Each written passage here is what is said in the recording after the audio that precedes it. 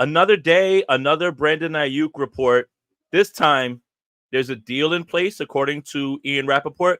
I'm Jason Aponte. That's Steph Sanchez. Stick around for a new episode of the Bully Ball Podcast.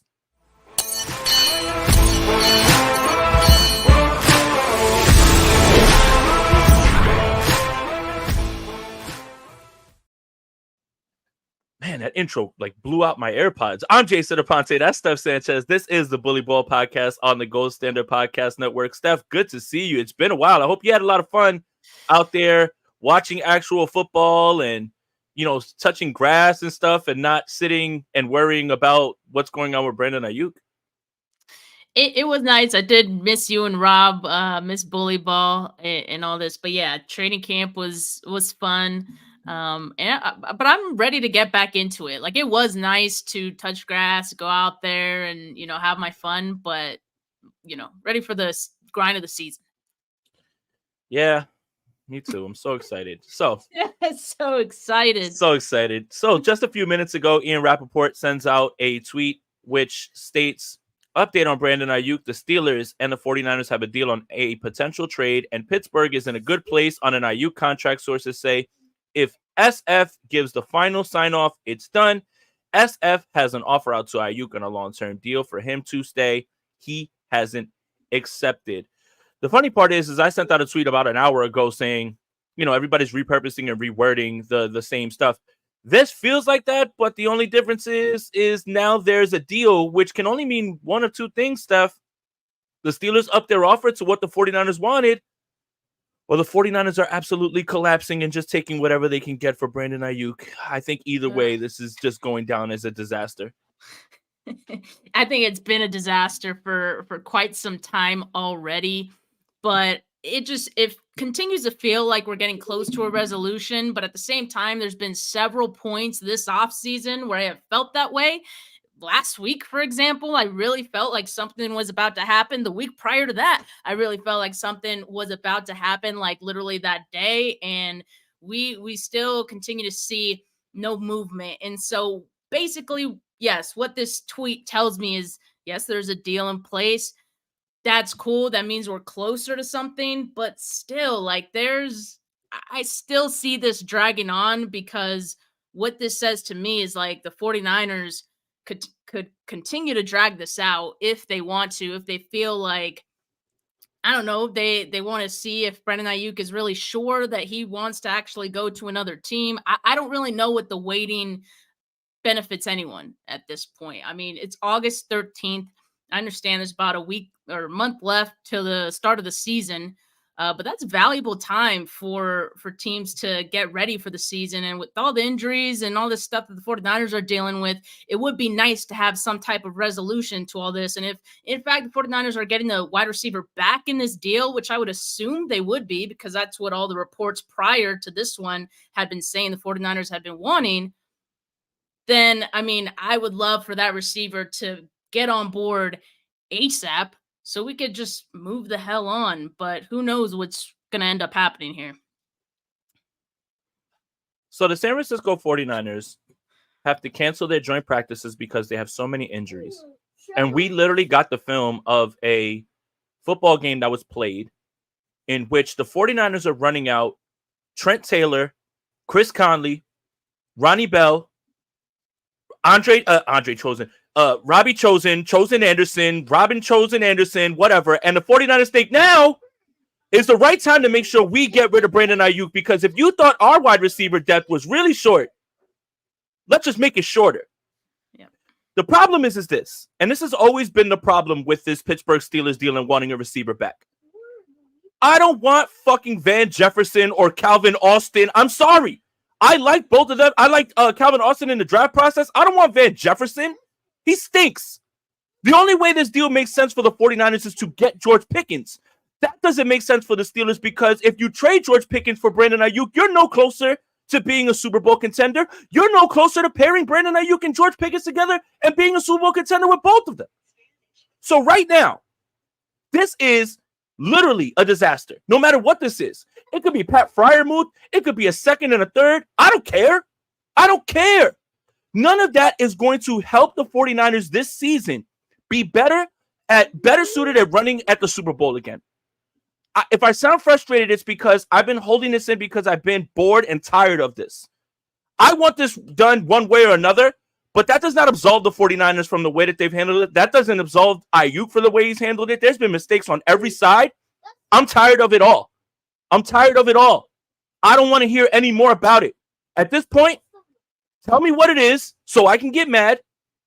I can get it out, and then I can get back to actually talking about football because I'm tired of it. Van Jefferson in a second, Calvin Austin in a third.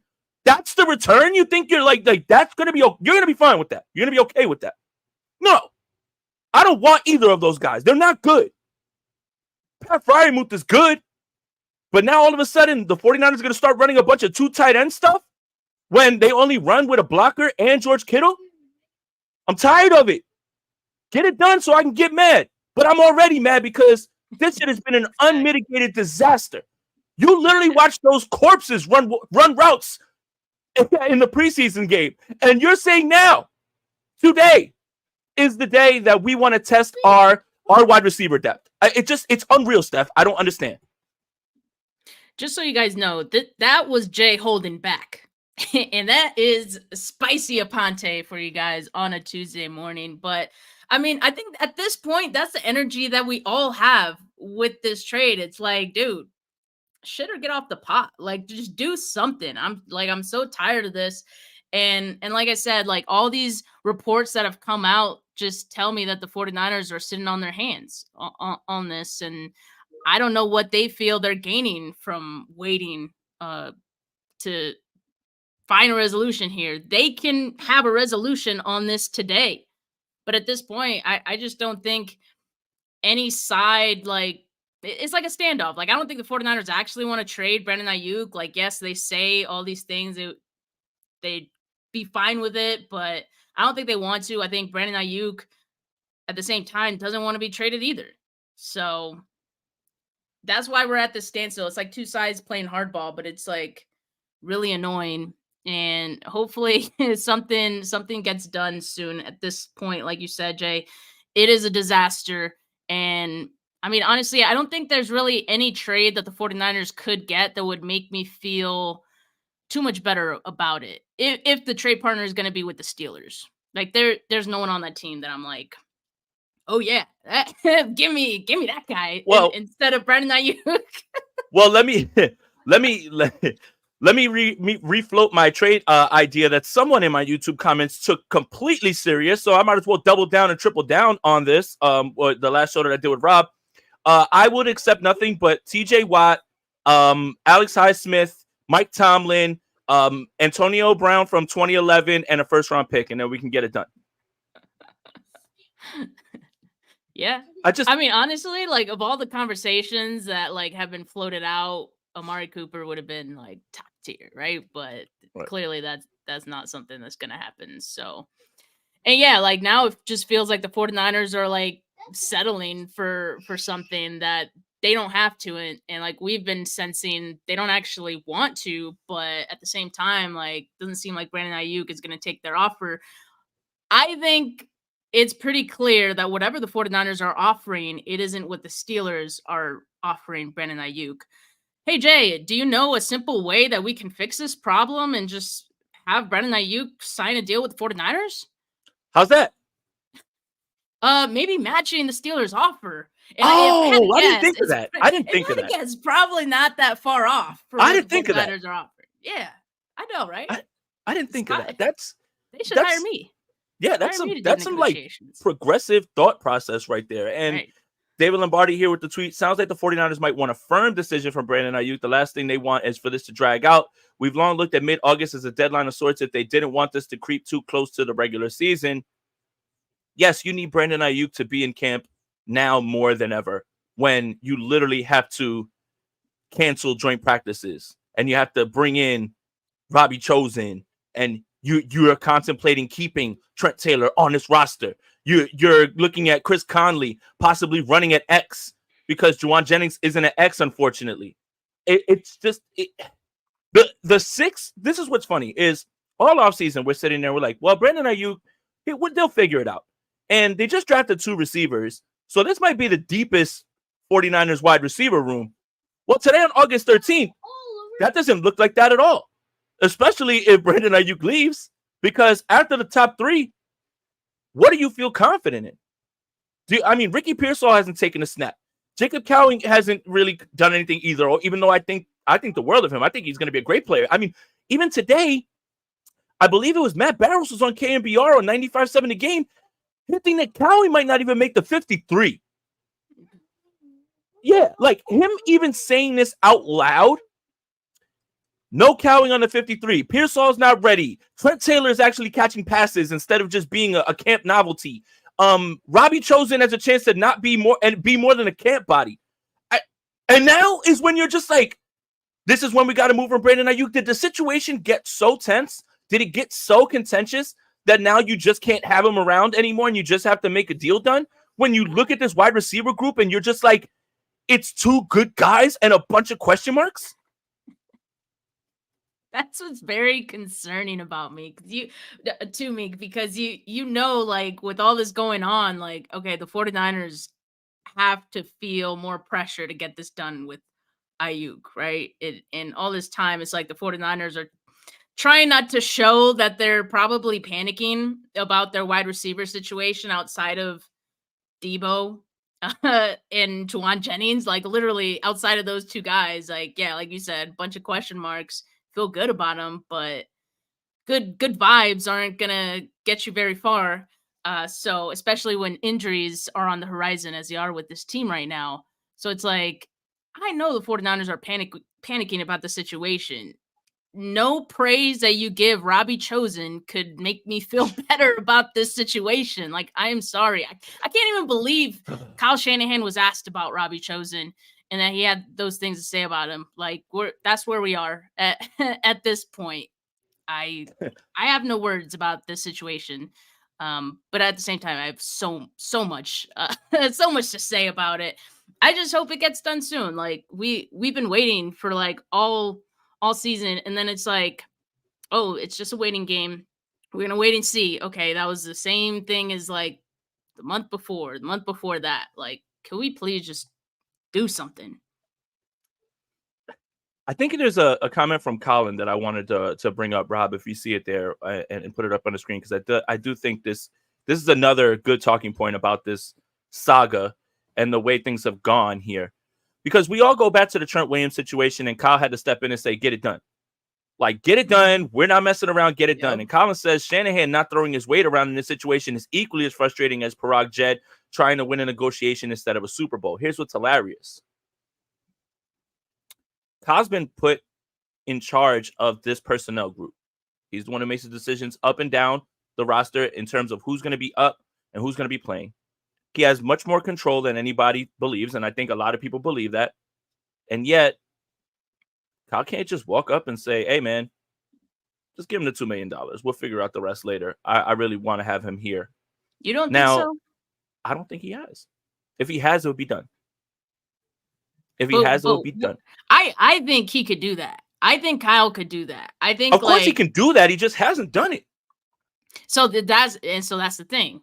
Why has he not done it? That's it's perplexing to me, because he's literally the highest that this offense ever goes is when you have an X who can get open by himself. Julio Jones, Brandon Aiyuk, right? Like that, like an X, right? Not a guy that, yes, of course, Brandon Aiyuk benefits from the scheme, as all players do. But Brandon Aiyuk is the one who can win man to man all the time when you need it. And the idea that now, well, we're going to be fine because we have Debo and Kittle and Juwan Jennings. Juwan Jennings and Debo are not separators. Juwan Jennings gets the ball on third down, generally going against third and fourth best cover guys. Now, you want him to play X? He's very slow. He can't play X. So now does Chris Conley play X? Did you really think you were going into the season trying to run it back to a Super Bowl with Chris Conley playing X? No. And there's no other wide receiver. Well, maybe if they trade him for Devontae Adams, you feel better. If they trade picks for Devontae Adams, you feel better. Because that's something Diana Rossini's talking about, is another one. But that's the only way that you replace Brandon Aiyuk with a chance to duplicate this offensive output that you put out last year is if you bring in a X receiver that is dominant, that can get himself open, and that can actually do something with the ball in his hands. Yeah. And yeah, I think that's a great guess as to why the deal that's on the table with the Steelers hasn't been accepted by the 49ers, or has been accepted, but like they haven't given the final say to actually have it be finalized. It's probably not that good of a deal. So they want to see if they can still salvage something out of this, because they know it's not a good look right now. And yeah, we also had the report of a third team, being in the mix, or the 49ers want to get a third team in the mix to get a wide receiver. That also tells me that the Steelers' current offer probably doesn't include a wide receiver, right? Because that was just yesterday that we saw those reports which wasn't news, by the way. Like, we had heard that already. What wide receiver though? God, if you send me Van Jefferson or Calvin Austin, I'm gonna flip a table. I know that everybody wants to play in Kyle Shanahan's system, and everybody feels like, oh, imagine them in Kyle. I don't want to imagine Van Jefferson or Calvin Austin in a 49ers uniform. My God, what are we doing here? Van Jefferson couldn't stick around in Atlanta, nowhere else. Calvin Austin, I liked him at the Senior Bowl. He's too little. Josina Anderson just sent out a tweet adding what I'm hearing. My understanding is the Steelers believe an agreement is currently completely on their end and has been for an unspecified period now to trade for Brandon Aiyuk, but that the organization is still waiting for final approvals from the 49ers per source. Rap Sheet was the first to report this. Additionally, when I asked about the reason for the ongoing delay in officially consummating a deal, I gathered from the rhetorical questions in response that there's lingering curiosity on whether San Francisco is still reviewing its option and leverage. Again, I'm told it's a waiting game. It's like when you've broken up with someone and you trying to get back together with them, but you could pursue a new relationship, and there's someone who's feeling you and wants to be with you too, but you're like, you really want to get back with the ex, so you're like, do you want to get back together? Oh, okay, no. Okay, tomorrow I'm gonna ask again. How about now? And it just feels like that with Brandon Aiyuk. It's like, are you sure? Are you sure you actually want to get traded? Think about it, please. And then he comes back. Like, no. I know this one. Okay. So the relationship is at the point where, you kind of say, well, we're not going to be together. And then me, at the last moment, I send a text, come outside and talk to me face to face. Or I'm outside, like I need to pick something up in the house. I left a sock. Not that one. I left a sock. Say it to my face. Not the one singular sock. But like, one sock. I need that sock. That sock's important. That's what Kyle can do right now. Kyle can be the toxic person at the end who can say it to my face. Meet me outside. Are you sure you're done with this? I need closure. Say it to my face. This is what you can do, Kyle. It works time and time again. But how many times have we heard now that both sides have had a productive talk and have said everything that really needed to be said? Because my count is at 2 now, 2 separate times that both sides have apparently talked it out, and they're trying to work it out, right? And still nothing has happened. So what is actually going on here? What is actually going on? Nothing, really. I mean, again, it felt like the only change in this report to everything else is that the 49ers have actually come to terms with whatever it is the Steelers are offering. Now, what is that is going to infuriate me regardless, because I know it's not George Pickens. I know it's not Alex Highsmith and TJ Watt or anything like that. Like, I know it's not that. It's definitely not that. So it's going to infuriate me even more than I am that we're just at this point regardless, and that we're wasting valuable time continuing to talk about a situation that has had no real updates for weeks and months. It's literally been repurposing and just saying he could be traded, he could sign an extension, he could play on his 5th. That's literally all this has ever been. It's really gotten to a point where I'm frustrated to even have to discuss this with the 49ers having all of these problems right now in training camp with who's injured, who's in, who's out. We have training camp battles. We have game film that we're able to watch. We should be talking about how excited we are about Dominic Pooney and pass protection. We should be talking about how excited we are that Malik Mustafa's a thumper and makes a play. JP Mason's running the football well, or our concerns with this team. But here we are, August 13th, and we're still talking about the same thing over and over. And now the only real update is that maybe the 49ers have caved or made the Steelers up their offer. It's really just, it's been annoying and it's been tough to do 49ers concept because I don't want to keep coming on here every time another repurposed, reworded report that is a word salad and says nothing, and then be on here like, new development. There are no developments. There haven't been. Except for, well, they had a good talk. Well, nothing happened. Well, they're going to take the weekend. Then nothing happens. Well, the Steelers have a deal. Well, then nothing happens. A third team's involved. Nothing's happening. So if I sound frustrated, it's less about the situation itself because I've emotionally detached from that because I can't control what the 49ers do. But I'm really, really just annoyed and bothered with the fact that we have to keep talking about this because that's the worst part of this whole thing. Yeah, I mean, absolutely. I think it is overshadowing some good things, right? That, we've been seeing in camp, but we got to talk about the Aiyuk stuff first.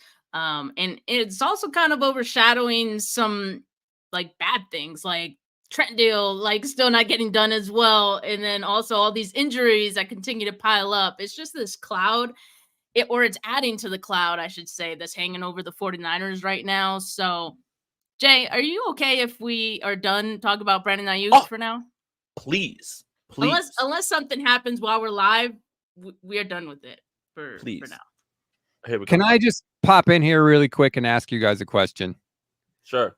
Josina Anderson tweet. She says the 49ers are still reviewing options and leverage. The options and the leverage have been clear for weeks. We know the options. Trade Aiyuk to Pittsburgh. And now you've agreed on a contract with them. Force Brandon Aiyuk to play on the 5th-year option if he chooses to play. Or 3, meet his price and extend him. Those are the options. They've been the options for weeks. What is left to review? Your guess is as good as mine, Rob. And I don't know, Jay, if you have any other guesses, No. But I think we're all kind of like at a loss for like what the hell the 49ers are waiting on here. I love when people ask me on Twitter, like, oh, Jay, what do you think is going on? I have no fucking idea. I literally have no idea. And I'm sorry that I hope, again, for the audio listeners, that won't be in there. But like, if you guys are like listening with small children, I apologize. I have no idea. I don't pretend to know. All I can do is what everybody else is doing, is making educated guesses based on whatever information is out there. Like at this point, like there is no way to know what's going on. I don't have any idea. I don't think anybody has any idea because there's no rhyme or reason for a player of this caliber to have not been moved by the draft, to move them right now during training camp when your wide receiver room is absolutely struggling. And now this is the time to do this. None of this has ever made any sense. None of it will make sense. And I don't think, 10 years down the line when someone writes the book about this 49ers team, they'll be able to make sense of this either. I think assuming that a trade does happen, I think it's just a matter of time before both sides regret that decision. So, hey, Jay, we'll continue to wait and see what happens. I'm sure we'll be talking about this next week and say more or less the same thing. Look, you know how like everybody's like, well, if Brandon Aiyuk acts like he's injured, he could sit out the season. I will act like I have a hamstring injury and not be on here next week if we have to keep talking about Brandon Aiyuk. Put it down, Rob. I don't know if we got sick days or anything like that, but all of a sudden, my leg's acting up. I'm not going to be able to go today. Like, I can't do this anymore, man. It's strained your vocal cord. Strained throat, man, something. Like, you know what? I will literally let myself get hit with a brick or something like that just so I don't have to be on here. But, oh, my God. I just, again, I'm not really emotional about the situation. I'm emotional about the fact that it's annoying that we still have to talk about this. Yes. Because I want to talk about so many other things about this team. There's so many other issues and things. So we haven't even mentioned Trent Williams' name yet. That's what I'm saying. Let's do it. Let's do it. So, all right. So Trent Williams. So Trent Williams, man. Hey, buddy. You want to show up too? Or like, what are we doing here? Like, because it is on one front. And Anthony asks serious questions. What's worse, the Jimmy talk or the Brandon Aiyuk talk? The answer is yes. The answer is yes. The only difference is the Jimmy talk lasted years. And these last few months have felt like 3 years. But the Jimmy talk lasted longer. And the answer is always yes to that question. So with Trent Williams, right? Doesn't that seem like that's something that is not being talked about at all? And it's super quiet. Everything we're getting, literally every, kick on the floor, whatever about Aiyuk. Hey, this is developing. Not a word. Not a word. And if anybody needs to be prioritized and get done immediately, is it because nobody thinks that they'll ever let him walk, which they shouldn't? You have to sign Trent Williams. There's not enough anger over like Trent Williams not being signed yet, just because of what's going on with Brandon Aiyuk. But there needs to be, I think, more rage about that, because the fact that it's not done yet is kind of crazy to me, because it should be similar to the Christian McCaffrey situation where, okay, you want to get paid more. We know you're like the best at your position. We're going to give you what you want. We just got to work out, the kinks and figure out how that's going to look, how we're going to structure it and all that. We're going to get you the money. And that's it. Like, that should be pretty simple to do, right? So I don't know what the holdup is with that one, but that needs to get done soon, because my concern is, and I understand that, like, Trent Williams, like I said, he's best at his position. Like, I trust that he's preparing, just like I trust Nick Bosa last offseason to prepare for the season and do everything he could do without actually being in the facility. But just like Nick Bosa said, there's a certain there's only so much that you can prepare for without actually being hands-on and lining up against someone, And Kyle mentioned that as well too. Kyle said, I believe that he's getting himself ready. About Aiyuk. Yeah, and so, like, I get it. They could only do so much. So I worry about the rust factor, especially with Trent, because he's older. I just hope there isn't any like rust when he comes back. But realistically, I think you have to expect some. Look, I'll say this: a rusty Trent is probably still better than like Jalen Moore, but 100%. but still, I just want. This a rusty Trent is quickly. A rusty Trent is better than 98% of the left tackles in football. Like easily. Yeah.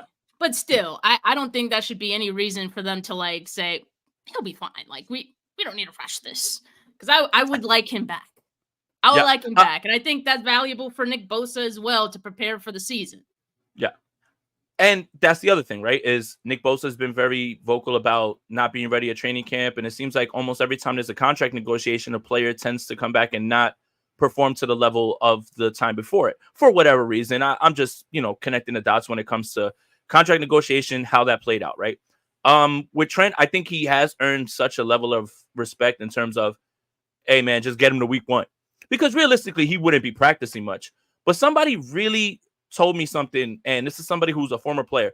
Training camp isn't just for like installing, it's for you to start getting hit so you can prepare your body for the entire season, because it's almost like a callus. If you keep like messing with it, it toughens, it hardens. That's what they have to do. That's what training camp is for, on top of like the installing, is start getting hit now, so when it gets to December, you've already kind of transition your body into being able to take all the physicality and the violence and everything as well too. So yeah, look, I'm not gonna sit here and say, oh my God, the vibes are off. Like, it's just, it is what it is right now with the injuries and with Trent not being there. Obviously the Aiyuk situation, for me, just right now, when you see Kyle say, listen, no joint practices, 23 players injured, I don't even want to look at the list. Kalia Davis, who actually had a good game against Tennessee, flashed a little bit, gone, like for half the season now. Obviously Trent, McCaffrey, they probably weren't going to play a ton, and those are two candidates to just get ready for week 1.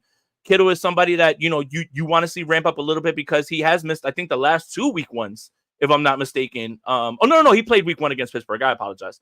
But there's a lot to deal with right now on this team, and it's just, again, without Trent, without Aiyuk, it magnifies all of these things so much more now, because now you're looking at a reality of, which I think we both still believe that Trent Williams is there, eventually. I don't know where we sit on this Aiyuk thing. That I have no more predictions. Like, I'm done on the predictions. but it magnifies all of the issues with the roster right now and what's going on with the team, because now you're looking around like this could be a foreseeable future for us. Which is why I think a lot of fans have the concern about vibes. Like, obviously, when you're coming off a Super Bowl loss, like, the vibes have to be protected because you need the vibes to be good. Like, if you're going to feel good about being able to climb that mountain again, right?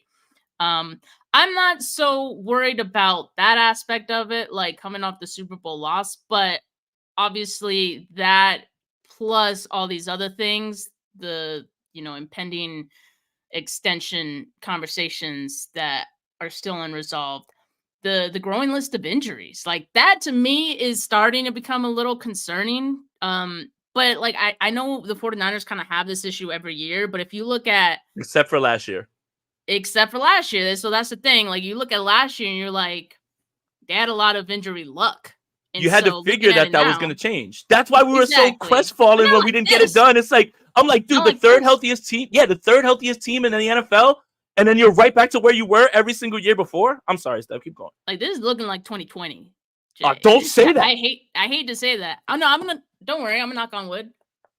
But all right. it's feeling like that. And I don't want to gaslight any fan and be like, no, you're crazy for feeling like the vibes are you have off. every right to be concerned. Look at this. Yeah. This is a long list of names that Rob just put up here of guys who are injured. And a lot of them, like, they're not super serious, right? But I think you do worry about how some of these could pile up into the season. Like, a couple of these guys have been re-aggravated. Like Ricky Pearsall, wasn't it his shoulder? It was a shoulder. He had the hamstring, but then he re-aggravated the shoulder. He had the hamstring outside the building, and then he ended up with the shoulder. Yep. And then Kalia Davis, like, knee injury, out for half the year. That is with, like, all the other injuries. I don't remember if it was originally a knee that, it was an ACL, right? That he was recovering from after he was drafted. And then, like, we've only seen so much of him. And he looked good in that first preseason game. So it's a bummer to see him, be out for half of the year. And then Drake Jackson, which, like, I get it. Like, no one was expecting anything out of Drake Jackson. At least I wasn't. But like, a re-aggravation there, or like, not a re-aggravation, but like, he's still dealing with that. Like, that's not cool. And that still could have been a rotational edge guy, even if you weren't expecting anything. Sometimes you just need bodies on the field, right? Like, and see, the thing is okay, right? So look, Christian McCaffrey, Jake Brendel, John Feliciano at points, Hufanga, Fred Warner, those are starters. Yeah. Now, for the most part, your 49ers starters are fine. That's not the issue. The issue is the depth now. It's the depth and everything else that's going from behind guys. So now if there is, knock on wood, an injury to someone else, now it gets scary. Now it gets really spooky. You start looking around at guys, and we're all talking about like, separators. You think that Chris Conley and all these guys are going to separate now all of a sudden? Like, if they have to be forced into action? So it's not the starters, it's the depth. And now you're going to have to start coming off getting guys off the street, off the scrap heap. Yeah, exactly. I mean, it's not like, finding a Trent Taylor and Robbie Chosen isn't easy, Steph. It's not easy, all right? You don't just find those guys walking around, all right? But that's where we are. It's not necessarily the starters. It's what's going on behind them, and that's the problem. Yeah, and especially at this time of the year where it's preseason and a lot of those depth guys are getting the most minutes, in these games, and they need reps, and you want to see what they can do. And it would have been in the scrimmage as well, like if they had the joint practices, which were canceled with the Saints. But yeah, I mean, I guess like that's what is concerning to me, and I just hope it doesn't become a thing for the season. Like, let's get these out of the way now. Let's get them out of the way now. Oh, let's hope that all these guys are healthy for the season. Let's put our optimist hats on, even though you don't have a hat. Your hair looks amazing, by the way, Steph. This is 4D chess by the 49ers to get rid of all the injuries for the season in training camp right now. Say it. Say it, guys. Think of that. That's it. I mean, this is the forward thinking that other teams just don't have. It's innovative. Everybody get injured now, so we don't have to worry about injuries during the season. You guys are all going to be fine for week 1. What's the worst that could happen? Pretty good, man. Yeah, I think it's no, I'm not mad at it. I'm not mad at it. So, Jay, like you don't feel like the vibes are off. Look, I think You're injuries happen. I think we're kind of just seeing it across the league as well too. I mean, Jahmyr Gibbs has an injury. Like I think everybody's going through it. I don't sit and cry boo-hoo when injuries happen. It's a part of football. What is hurtful is last season, for the most part, except for in the Super Bowl when like Dre Greenlaw tore his Achilles and Feliciano leaves the game and even the DB coach tears his Achilles. The 49ers have very good injury luck. Very good injury luck. Like, they didn't lose guys for a long time. They lost Debo for 3. They lost Trent for 3. But for the most part, they were very healthy. It's kind of just the way things go. Now, the 49ers have a longer history of the injuries happening. But if you look around the league, I believe, what is it? The Giants just lost their backup running back too. Tyrone Tracy. Like I said, Jahmyr Gibbs, Malik Neighbors is a little banged up. It's happening everywhere. Kind of like it's happening everywhere, kind of. So I just feel like I'm not like sitting here like, oh my God, it's only the 49ers. If you look around the league, it's pretty much happening to a lot of people. Maybe not to the extent, but it is bound to happen. And there's going to be a lot of players that are going to be lost in training camp. And that just kind of sucks. Yeah, for sure. But as long as they're, they can bounce back, then, we good. But, Jay, there was a game on Sunday. There was Saturday, right? There are some things I think to be excited about some of the guys that we watched. Was it Saturday or Sunday? It was Saturday. My bad. Saturday, yeah. Did I say Sunday? Yeah, because I think it was because you were referring to the barn burner of a matchup between Trey Lance and Jimmy Garoppolo. Unfortunately, Jimmy Garoppolo didn't make it. By the way, Trey Lance looked awful on Sunday. Well, real bad. I'm sorry. Jimmy Garoppolo didn't play. Didn't play. He didn't play. As free as he's ever been, apparently. So. Yeah, he was free in Las Vegas too. Get over it, pal. It's fine. But 41 attempts for Trey Lance, 4.3 yards per attempt. Either way, so Saturday. I think you were just confused with Sunday because that was such a barn burner. yeah, for sure that was it. And then I was very obviously encouraged by Dominic Pooney. That's exactly like we had seen from Pooney like all of training camp. And I guess like I was curious, optimistic of course, but I was curious to see like what that was going to look like in the preseason in a game. He, of course he started at right guard and he was playing against the Titans starters, right? Like for a little bit. The Titans. But Jeff Simmons didn't play for the most part, right? Like as good as it could be for the most part.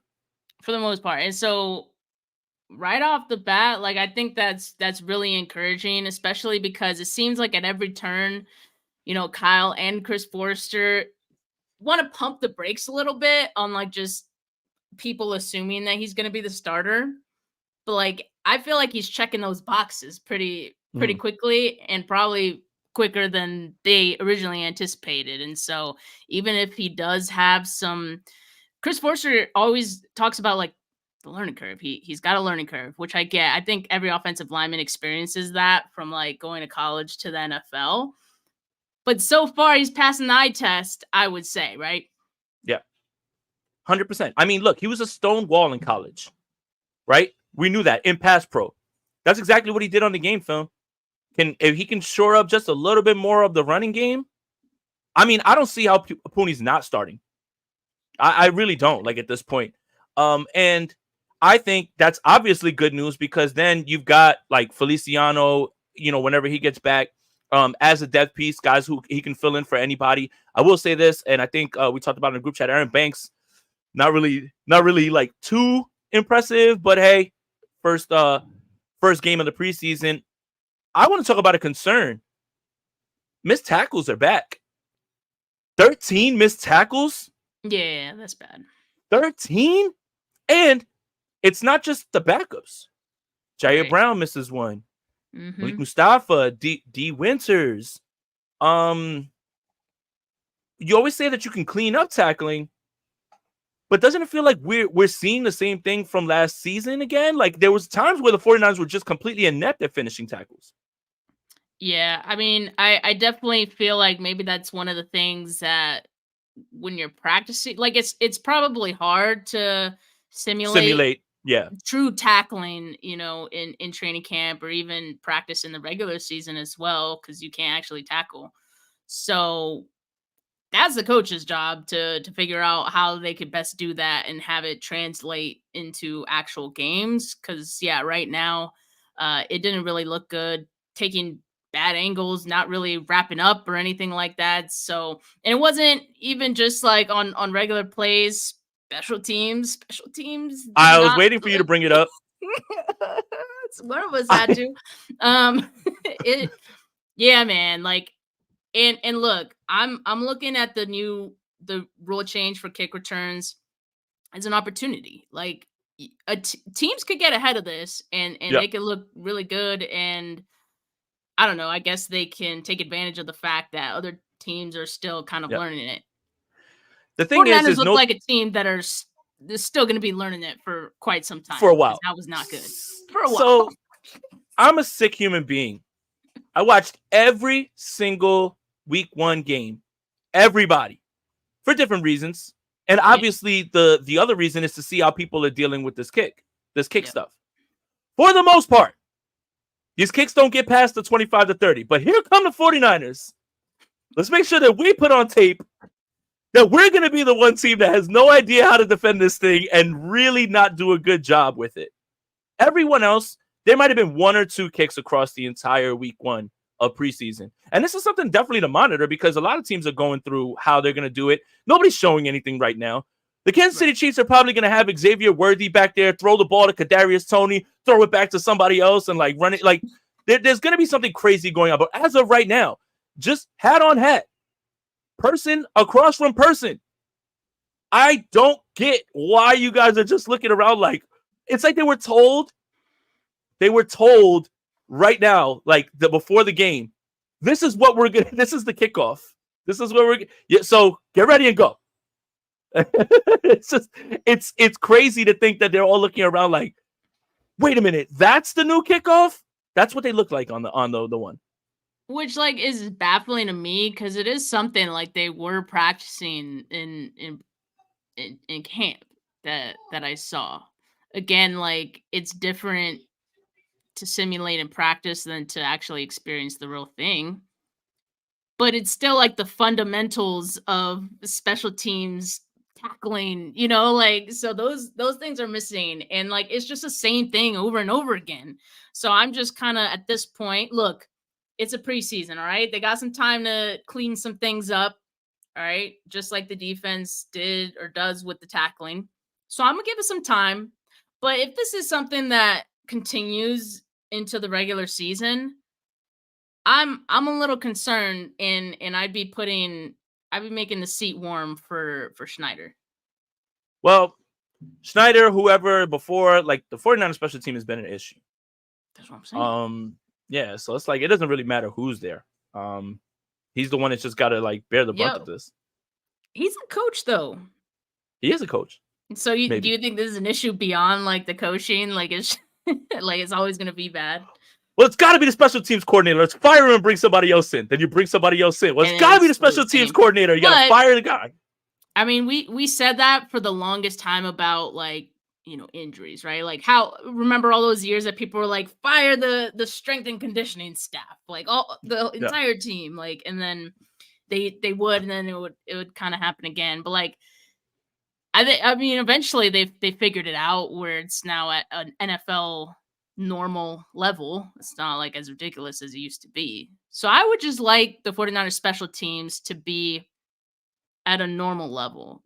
To me, they're bad. They're bad. At least right now, they look bad. You heard it here first. Thank God we have Jake Moody. Ronnie's question says Jason and Steph with Matt Breida returning, is Elijah Mitchell on the bubble? Ooh, I'll pass this one to the training camp. The attendee. I mean, I wouldn't say that Breida is going to be someone that makes this roster. Like I wouldn't have thought that before he got signed. And the only reason he got signed was because Elijah Mitchell got hurt, among Christian McCaffrey also getting hurt. So assuming that, week 1 or at roster cuts, like they feel good about where Christian McCaffrey's at and Elijah Mitchell, then I would think Matt Breida wouldn't make it over Elijah Mitchell. Now, that still doesn't mean Mitchell is safe, though, because I think we know that Jordan Mason, he's looking great. It's been the summer of Jordan Mason so far. And then I also thought Cody Schrader did pretty good, too. And he's like, there's been a couple of guys that have praised him and how he's looked so far. He had a couple of nice blitz pickups as well in the preseason game. So those are things that, the coaching staff is going to care about. So aside from just the, being able to run and all that. So I don't know. I just think with the amount of injuries that Elijah Mitchell continues to have like throughout his career, like I don't know if the 49ers feel like he's worth keeping, but at the same time, like they've made that decision to keep him over, all the injuries that, he continues to have before. The question is like, how strongly do they feel about Jordan Mason being that number 2 going forward, where they feel more comfortable about, letting go of Elijah Mitchell? Yeah, 11 snaps for Jordan Mason, 34 yards on 6 rushes. That's certainly good. 17 of those yards came after contact, and he caused 1 missed tackle with a long run of 13 yards. Aha, but here's the issue. Pass protection, Jordan Mason allowed a quarterback hit in the pressure, 16.2 pass protection grade on 2 pass blocking snaps. It's the quickest way to get Kyle Shanahan to not play you, no matter how good you're running the football. And then Cody Schrader and Matt Breida combined for 10 yards on 11 carries. The second leading rusher for the San Francisco 49ers on Saturday. It's the uncuttable, unletgoable Trent Taylor with 21 yards. I think Jordan Mason deserves a lot more run, but again, those misses like on those pass, that's the quickest way for Kyle to get mad at you. So yeah, does that? I think that kind of just means that he would at least trust Elijah Mitchell a little bit more, at least in that regard in pass pro. Yeah, Elijah Mitchell is really good in pass protection, super reliable in that regard. And that's kind of been the suspicion for some time now as to why, like, despite as strong of a runner as he is, Jordan Mason hasn't been given the opportunities over Elijah Mitchell, and it's left people baffled. But, like, you got to understand, like, to coaches, like, that is important. Like, it holds a lot of weight if you could pass protect. So yeah, if you're going to be making those mistakes, someone else is probably going to get those opportunities over you. He still has some chances, in my opinion, to correct that, before roster cuts here. But since it has been something he's, I think, struggled with more so than, Mitchell, that could see Mitchell like edge him out. I liked a lot of things that I saw from Yetur Gross-Matos in his short time on the field. Funny enough that we've been kind of tabbing him as the Omenihu replacement in terms of his versatility of, rushing inside and outside in the game 94. So I think they're in on the joke as well too, right? So I think that was good. D. Winters, I think he had some good moments, some bad moments. Like he looked good in a certain way, in certain spots. Obviously Ambry Thomas, being injured now probably makes him an IR candidate. It may be for the season. I don't know. I'm not sure about those rules. So it could be a 4-week thing, whatever it is, short-term IR. I don't even know if that's still a thing, especially during training camp. Eric Soibert is your tight end too. No questions asked. So that's done. Like, don't talk to me about Braden Willis or Cam Latu. That's not happening. And it's just not. I mean, again, the 49ers are not going to change. This is what's so frustrating about the Steelers thing. It's like, we're giving you Pat Freiermuth. So now Kyle's going to run 2 tight ends all of a sudden, like, instead of the way that he really wants to do with 1 blocker and George Kittle to make the run game stronger and have those guys basically act like extra linemen. So yeah, I mean, everything else kind of seems in place. I think Jair Brown is clearly your starting safety. We're going to find out what happens from Talanoa Hufanga as he comes back. It's kind of a bummer about the joint practices was we were setting our watch to, well, Hufanga is going to be there. Maybe we'll see. Yeah. And again, I think you learn a lot about the team when you see them go against each other. Those joint practices are very, very, very competitive. Ask the Lions, ask the Giants. I mean, I think it was Gerard Mayo with the Patriots who has threatened his team about fights in in team practice, in joint practices by saying, if you're a starter and you start a fight, you will not play in the preseason game. And if you're not a starter and you start a fight, you're going to play the entire preseason game. Meaning, like, we're going to wear you out. We're going to run you into the ground. It's a hell of a threat, man. That's Gerard Mayo is definitely coming with some stuff. But, yeah, the joint practices being a bit of a bummer, you know, is, let's see. I'm not reading that, Rob. I refuse to read that, Rob. I refuse. I'm just not gonna read it. Steph, if you want to read it, I'm not reading that. I'm not. I mean, I'll just say this. This is I don't know how reputable you are. I am not reading that. I don't know how reputable you want to say this is. Take it off the screen, Rob. Get it out of here. I'm not reading that. I'm gonna read it. I'm gonna read it for the audio listeners. But this is from 49ers Sports Talk on Twitter/X. Okay. Again, taken with a grain of salt. He says, Kyle Shanahan and wide receiver Brandon Aiyuk had more than one heated exchange during conversations over the last few weeks, per his source. Is it still repairable? Well, money talks, source said. But, like, Jay, this doesn't sound too far off from, like, the reports that we had already heard of, like, like, the two sides had talks and said a lot of things that needed to be said. Yeah, Kyle and Aiyuk got into a heated exchange as who's the better college receiver. That's what they're arguing about. I was better at Texas. You never played, Kyle. I actually played. Oh, yeah. I'm not reading that. I'm not responding to that. I'm not responding to that. I'm sorry, man. I've had good, conversations with him. I have nothing against him. I'm just not responding to that. A lot of it's repurposed, a lot of it's reworded, and then you just throw in that other thing about a heated discussion. I mean, I'm sure there probably was a heated discussion or two because guys are frustrated. You know what I mean? But like, it doesn't matter. God, Steph. All right. Ronnie Montoya says, who surprised you most and least on game one? Surprised me the most. Replacement punter from the Pittsburgh Steelers, who actually could be good. I don't know what's going on with Mitch Richmond. No, I'm joking. BA making fun of Kyle's mullet was the breaking point. Yeah, like why did he let the mustache go and go right to the mullet? Like I don't understand it. Yeah. What's he running up there, man? What the hell's he got going on up there? No, seriously. All right. Yeah, he had like a little taper. He had a little taper. Yeah, right. Like I was just like, oh, we're good. And I'm like, what's that in the back? Like, chill out, Joe Dirt. Like, get rid of that, man. It's not vibing right now.